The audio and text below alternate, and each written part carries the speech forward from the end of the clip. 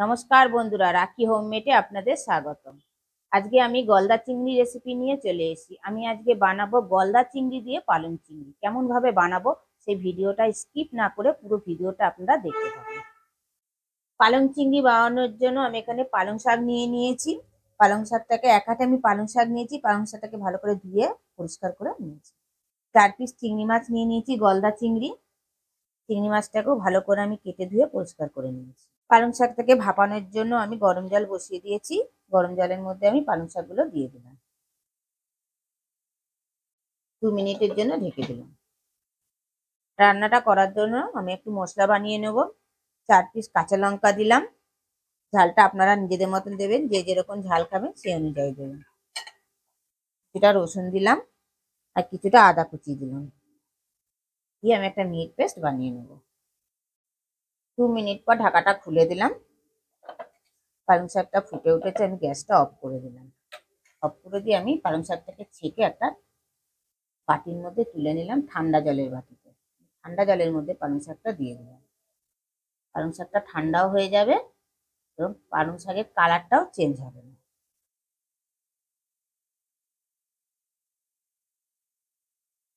কড়াটা পরিষ্কার করে নিয়ে আবার ফিরে এলাম। এবার কড়াইতে আমি পরিমাণ মতো সর্ষের তেল দিলাম। রান্নাটা কিন্তু আমি সর্ষের তেলেই করব। এবারে আমি চিংড়ি মাছগুলোকে ভেজে নেব। চিংড়ি মাছের গায়ে নুন আর হলুদটা মাখিয়ে নেবো। 1/2 চামচ হলুদ দিলাম আর 1/2 চামচ নুন দিলাম। নুন আর হলুদটা আমি চিংড়ি মাছের গায়ে ভালোভাবে রাখি।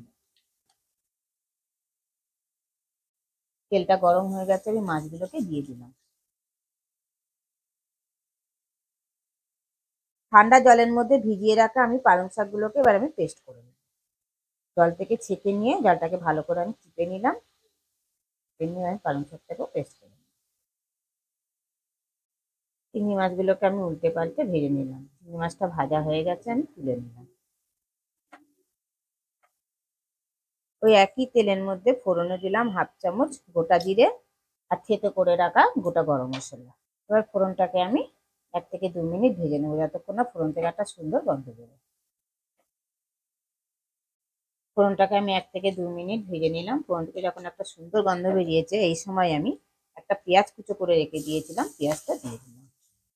পেঁয়াজটাও ফোড়নটার সঙ্গে মিশিয়ে আমি ভেজে নেবো, যতক্ষণ না পেঁয়াজের কালারটা চেঞ্জ হয়। পেঁয়াজটাকে ভালোভাবে ভেজে নিলাম, পেঁয়াজের কালারটা চেঞ্জ হয়ে গেছে। এবার আমি 1 চামচ আদা রসুন পেস্ট দিলাম।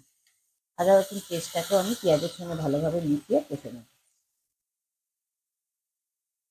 একটা টমেটো কেটে রেখে দিয়েছিলাম, টমেটোটাও দিয়ে দিলাম। 1 চামচ নুন দিলাম। কালারের জন্য 1 চামচ কাশ্মীরি লঙ্কা দিলাম। 1 চামচ জিরে গুঁড়ো দিলাম। 1/2 চামচ ধনে গুঁড়ো দিলাম। মশলাটা যাতে পুড়ে না যায়, অল্প পরিমাণে আমি জল অ্যাড করলাম। আদা রসুন পেস্ট, টমেটো কুচি এবং সমস্ত গুঁড়ো মশলা আমি একসঙ্গে ভালোভাবে কষে নেব 3 থেকে 4 মিনিট। সব মশলা আমি একসঙ্গে ভালোভাবে মিশিয়ে নিলাম। মিশিয়ে নিয়ে আমি 2 মিনিটের জন্য ঢেকে দিলাম। 2 মিনিট পর ঢাকাটা খুলে দিলাম। টমেটোটাও গলে গেছে, সমস্ত মশলা ভালোভাবে কষা হয়ে গেছে, মশলা থেকে তেল ছেড়ে দিয়েছে। এবার আমি যে পালং শাকটা পেস্ট করে রেখে দিয়েছিলাম, সেই পালং শাকটা দিয়ে দেবো।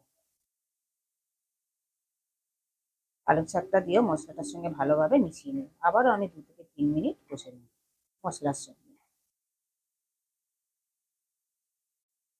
পালং শাকটা দিয়ে মশলাটার সঙ্গে আমি যতক্ষণে কষছি, ততক্ষণে আপনারা বলে ফেলুন কে কোথা দিয়ে আমার ভিডিওটা দেখছি, তবেই তো আপনাদের আমি ধন্যবাদ জানাতে পারবো। পালং শাকটা দিয়ে আমি মশলাটার সঙ্গে ভালোভাবে কষে নিলাম। এবার আমি অল্প পরিমাণ আমি জল অ্যাড করব।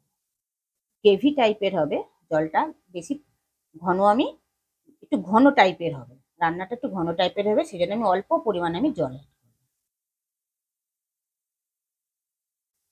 জলটা দিয়ে আমি ভালোভাবে মিশিয়ে নিলাম। এবারে ফুটে উঠেছে।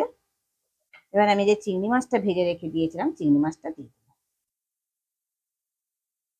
চিংড়ি মাছটা দিয়ে আমি ভালোভাবে মিশিয়ে নিলাম গ্রেভিটার সঙ্গে।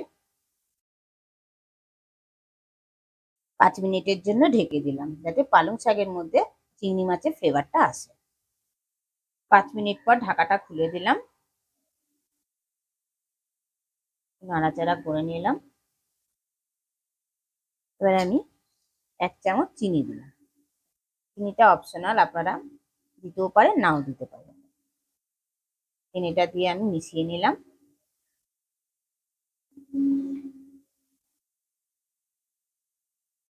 চিনিটা দিয়ে আমি ভালোভাবে মিশিয়ে নিলাম। মিশিয়ে নিয়ে আমি গ্যাসটা অফ করে দিলাম। পালং চিংড়িটা আমার অলমোস্ট কমপ্লিট। আরো 2 থেকে 3 মিনিট আমি স্ট্যান্ডিং টাইমে রেখে দিলাম। 2 থেকে 3 মিনিট স্ট্যান্ডিং টাইমে রাখার পর ফিরে এলাম। পালং চিংড়িটা আমার পরিবেশনের জন্য অলমোস্ট কমপ্লিট। দেখুন বন্ধুরা, দেখতে কতটা লোভনীয় হয়েছে, তাহলে খেতে কতটা সুস্বাদু হয়।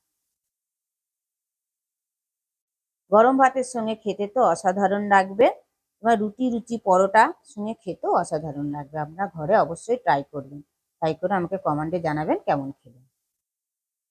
ভিডিওটা ভালো লেগে থাকলে কমেন্টে অবশ্যই জানাবেন, লাইক আর শেয়ার করে দেবেন। আর আমার চ্যানেলের কেউ যদি নতুন বন্ধু হয়ে থাকেন, চ্যানেলটিকে সাবস্ক্রাইব করে দেওয়ার অনুরোধ রইল। পাশে বেল আইকনটা প্রেস করে দেবেন নতুন নতুন ভিডিও